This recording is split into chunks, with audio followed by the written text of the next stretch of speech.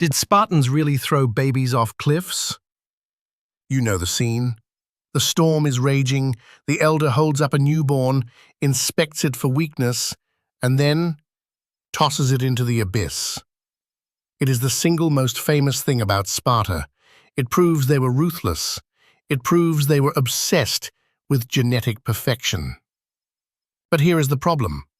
When archaeologists actually climbed down into that pit to count the tiny skeletons, they found something else entirely.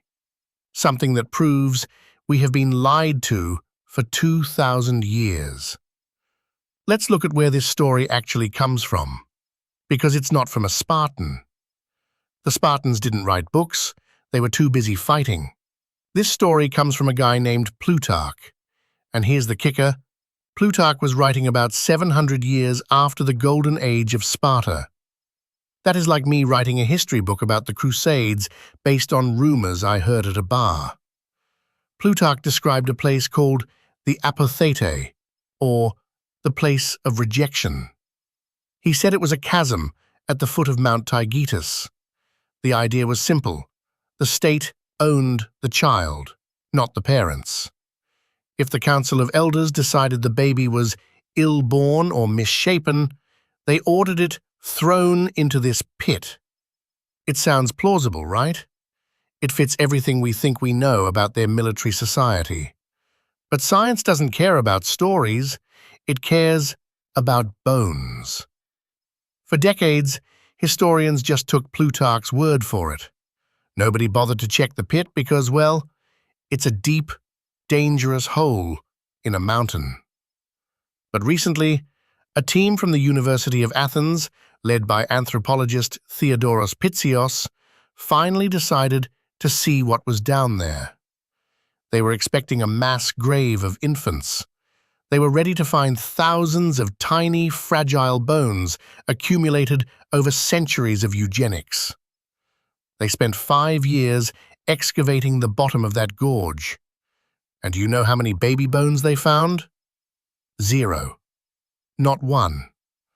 What they did find were bones, lots of them, but they belonged to teenagers and adult men, specifically 46 individuals, aged 18 to 35.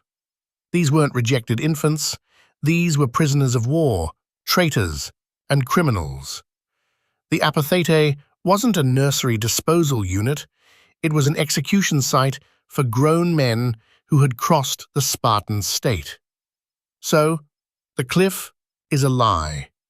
The movie 300 is wrong. But don't click away, because the actual truth? It is significantly darker than a quick drop off a cliff.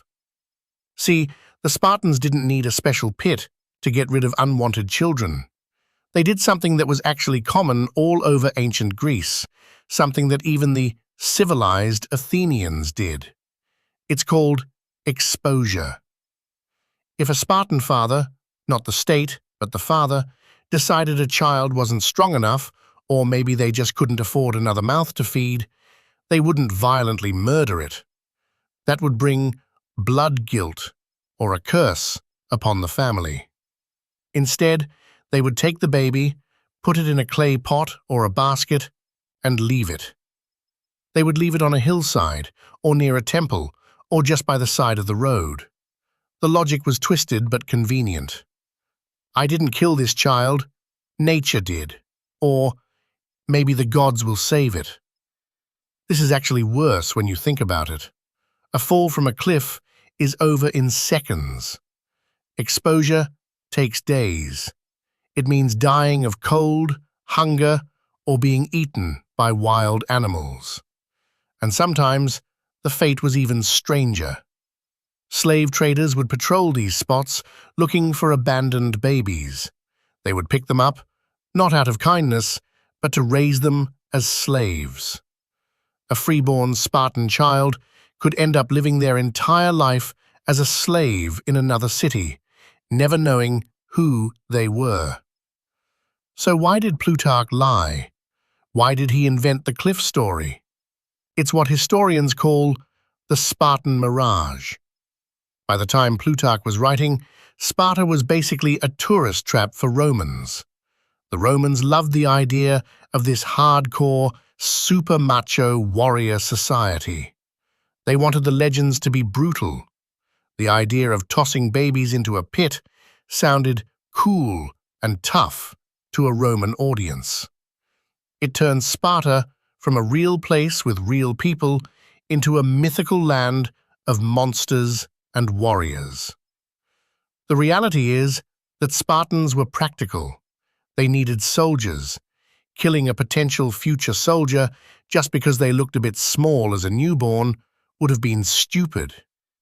King Agesilaus II, one of their greatest leaders, was born lame with a bad leg. If the cliff law really existed, he would have been tossed in the pit on day one. Instead, he grew up to cripple Sparta's enemies.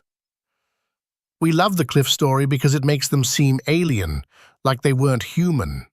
It's easier to watch movies about them if we think they were heartless machines. But the truth is, they were just people living in a harsh world, making brutal choices. But they weren't cartoon villains yeeting babies into the void.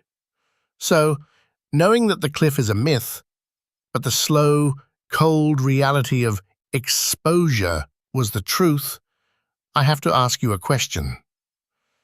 If you were a Spartan parent living in that time and you had to choose, would you have preferred the quick end of the cliff or the uncertain fate of leaving them on the roadside? Let me know what you do in the comments.